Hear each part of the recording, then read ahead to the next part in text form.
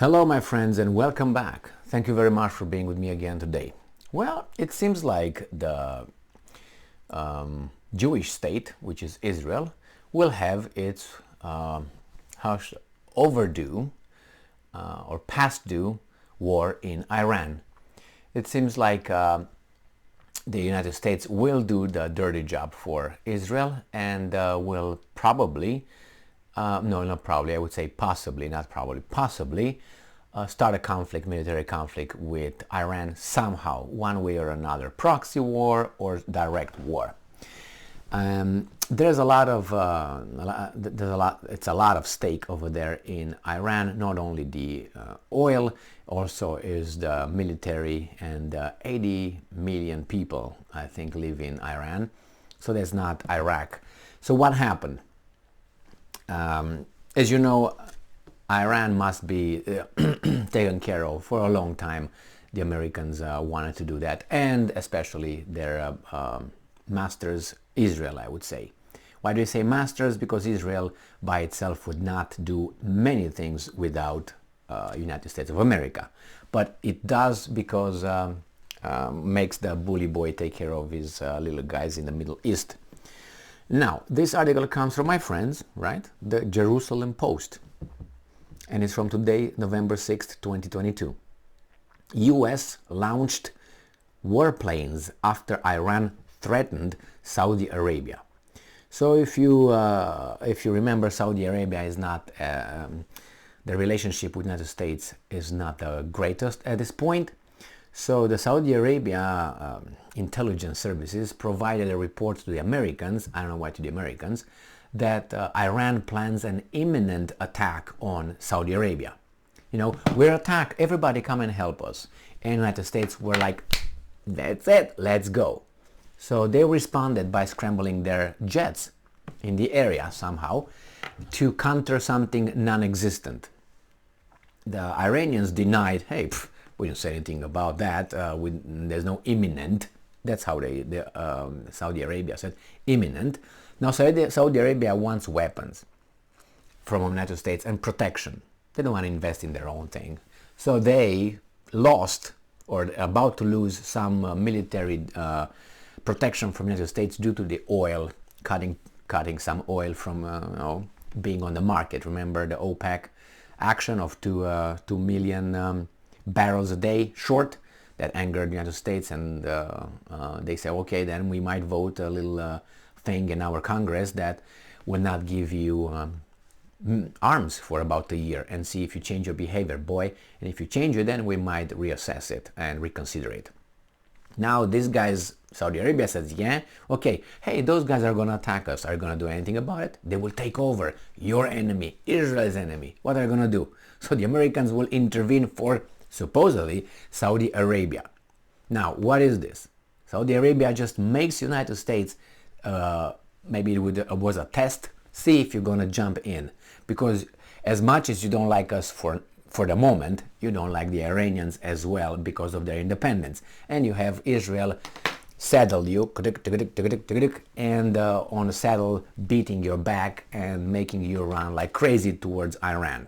So I think it's just a diplomatic smart game in the Saudi Arabia. Saudi Arabia and Iran talked, if you remember, in the past 6 months. They met several times in Iraq, and that report said that somehow Iran wants to will imminently attack Iraq and Saudi Arabia. So it's such a bullshit that you can see through it, you know. Anyway, the Americans just fell for it because it could coincide with its goal, actually someone else's goal, to take care of Iran.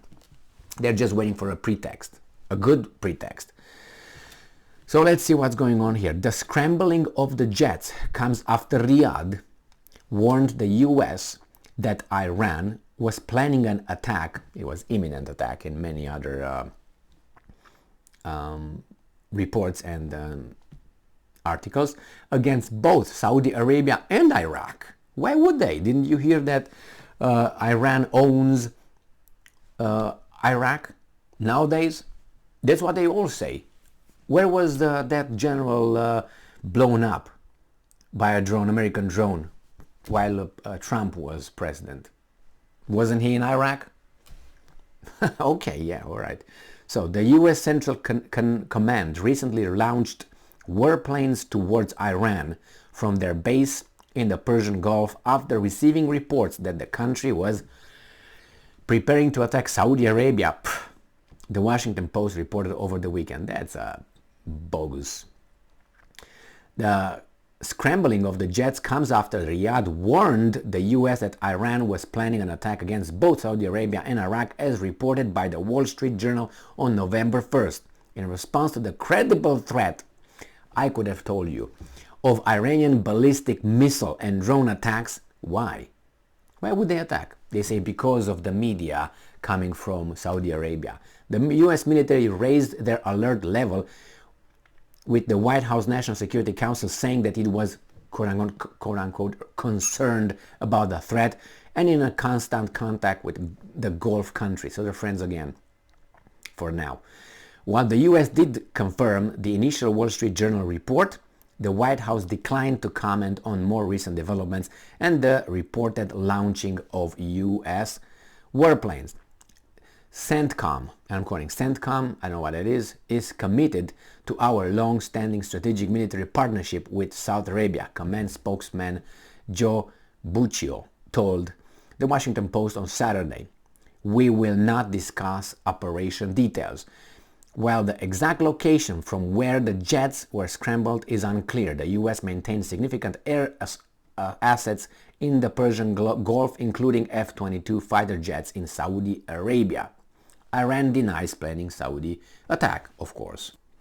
I don't think they had to deny it. I could have denied for them. But anyway. However, on November 2nd, Iran denied that it posed a threat to the Gulf Kingdom, with Iranian Foreign Ministry spokesperson Nasser Kanani saying that the report of an Iranian threat against Saudi Arabia were baseless accusations and untrue. According to reports, Iran is planning these attacks against Saudi Arabia and Iraq as a way of drawing attention from the protests that have swept the country since mid-September. Don't you think they could have done something else instead of creating this big problem? I mean, I'm not saying it's impossible. I'm saying it's very minimal. I don't think that's... But anyway, more than once. You want to be... I know how it is. It's like Goering said, and many others, Hermann Goering, when you have problems in your country, just say that you're attacked, point towards the enemy, and everybody gonna come together and we're gonna fight the enemy. Not necessary, because a lot of people don't think that way. A lot of people think, no, the enemy actually is gonna be our savior, so we're gonna work with the enemy to overthrow you. That happened in Romania and in many other countries. When people were unhappy with the government and all that, any enemy coming from outside, yes, some strata of the society, the population went and said, yeah, we support that. But some said, no, that's actually our savior. However you want to look at it, some people see that way. But if the propaganda is credible, when it's not, because in the case of Romania, even if that Ceausescu, the dictator, the leader, said, well, that's a lot of foreign agencies at work, at play here in Romania, and we are actually under attack, nobody believed him anymore. That was the problem. He was not lying. He was telling the truth. But the problem was that nobody believed him anymore. Why? Because he told so many lies before that, boy crying wolf thing. The same here. He said, yeah, a lot of agents are inside and try to destabilize and break Romania. We were like, yeah. You just say that because right now you're in the deep doo-doo. No, that was really what actually happened. So, more than once, the country has blamed both the US and Saudi Arabia, as well as Israel, for the ongoing protest, even going so far as to launch a number of strikes against Kurdish militias in the eastern Iraq shortly after they began. Well, they Iranians, they blame the Germans a lot. They even summoned, I think, the German ambassador in Tehran, talking about, hey, what are you guys doing? You're forming here a little revolution. It's not going to work. And the German says, no, it was not us. No. Nah. Yes, yes, I think it is. I think that that's the time when other things were activated to the protest against that unfortunate woman who died, 22-year-old woman and so on, because of the morality police stupidity. But anyway, stupidity by me, but that's their culture, that's their country, that's their system. Who am I to say? I mean, they could talk about us, our culture, our civilization. That's why they're with their thing, we are with our. I think diversity is our strength, isn't it? Or not in this case, we have to think the same way? I don't think so.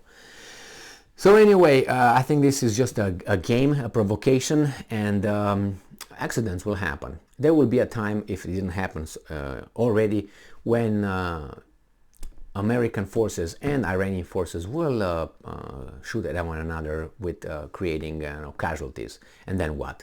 There's going to be a pretext, the little pretext over there, but other countries can, blow you up, or you're not going to say anything about it. But anyway, here is the situation with these guys, and I think the Saudi Arabia just tried to see not only if United States would come and help, which will obviously, try to reshape the brotherhood between the leaderships. And there's another way, another thing that happens in this kind of situations. When you, let's say you point out to an emergency, you see how the other side reacts, and it's just a test.